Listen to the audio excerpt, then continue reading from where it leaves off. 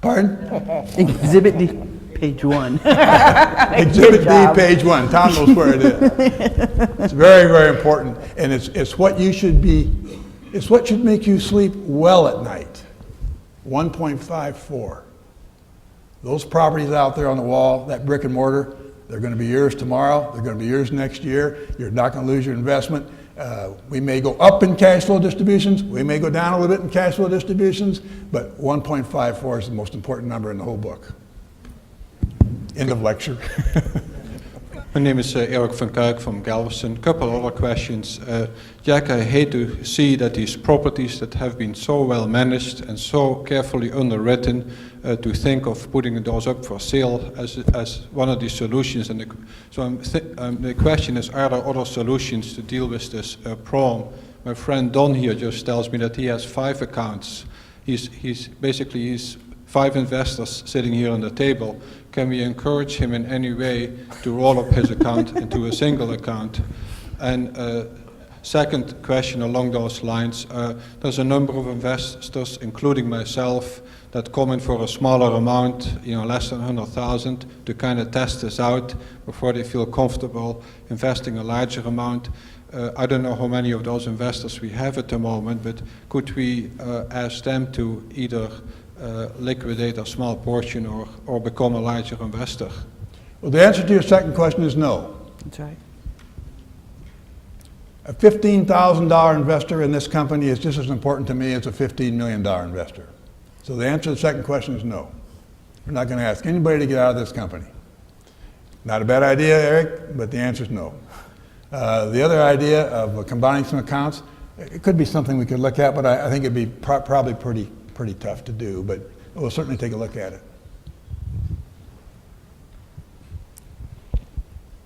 Other questions? Yes. Oops, Christy's coming. Right here?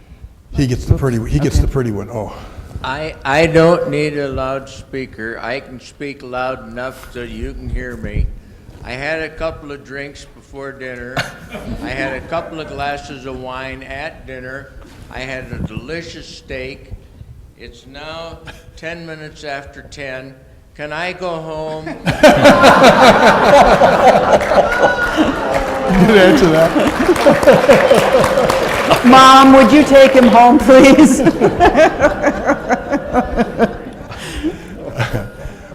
We don't want to keep you here any longer than you want to stay, but we do find this a tremendous opportunity to one-on-one answer your questions, and where else can you do that except in a private company? And you can go home if you want to.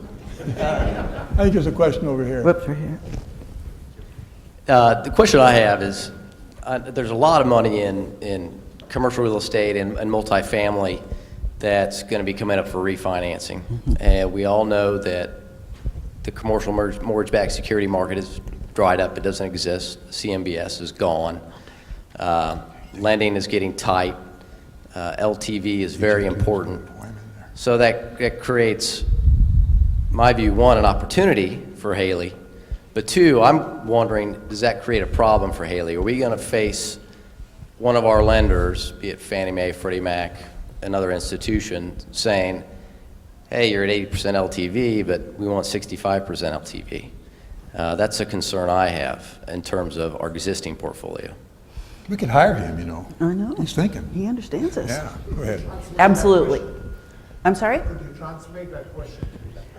Yes, I can. Stand up, Shirley. We have, all of our properties, when we purchase a property, we put an 80% loan on it, and with a 10-year fixed rate, which means at the end of 10 years, it comes up for refinance.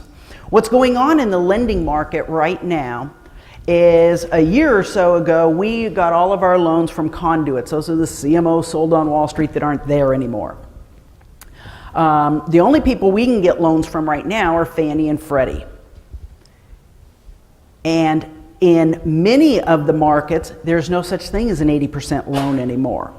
So, first question is, are we going to face lower loan to values, LTVs, loan to value?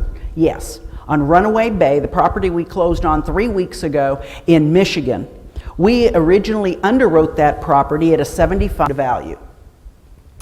Fannie Mae, in its wisdom, before we closed, kept lowering it. When we ended up closing that property, it was a 65% loan. And we had to go back and retrade on the price. And we got over $1 million off of that price because of that. Because equity from our investors cost us a whole lot more than a loan from Fannie Mae. So that's one thing, is yes, in some markets, they have what they call pre-review markets. And the list changes daily. We get the list. And if it's in a pre-review market, Fannie Mae will only give you a 65% loan. To give you an idea of some of their markets, the entire state of Indiana, okay, the entire state of Ohio. So they are just these broad brushes right now. So when we're underwriting property, it does lend us an opportunity to go in and get a better price on these properties. So you're right as far as that goes. We had a presentation by John just the couple weeks ago on the lending that's going on in multifamily. And help me, John, if I get the numbers wrong.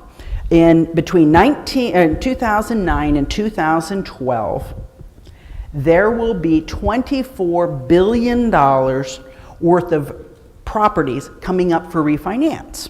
It's unlike your home. You know, your home, you get a 30-year mortgage and you keep paying.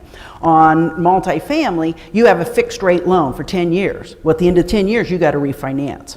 They're projecting that $24.4 billion of property is going to come up for refinance in the next 3 years.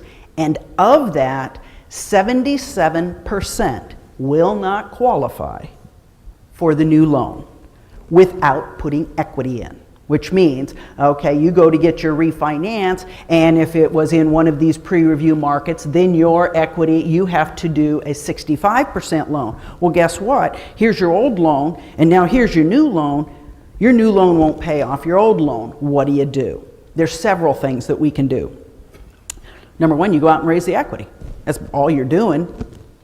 Is if you're putting more money in there to pay down debt, you're raising equity. So that is a potential. If we were faced with something like that, there'd be a couple of things. Do you go out and raise the equity? Do you sell the property? If it's time to refinance, do you sell it instead if we are looking to liquidate some of these? I think it is going to create, number one, a huge opportunity for us.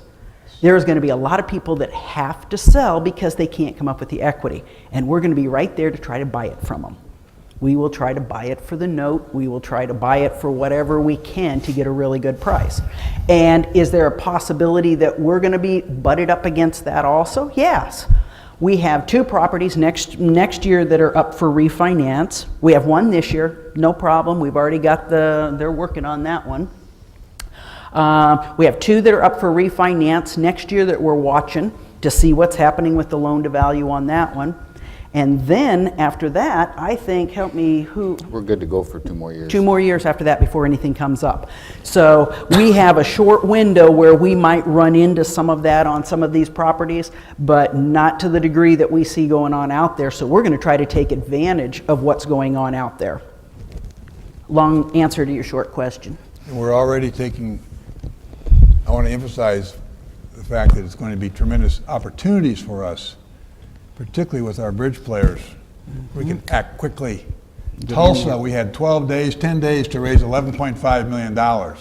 Fannie Mae said, Freddie Mac said, you got to raise it in 12 days, $11.5 million.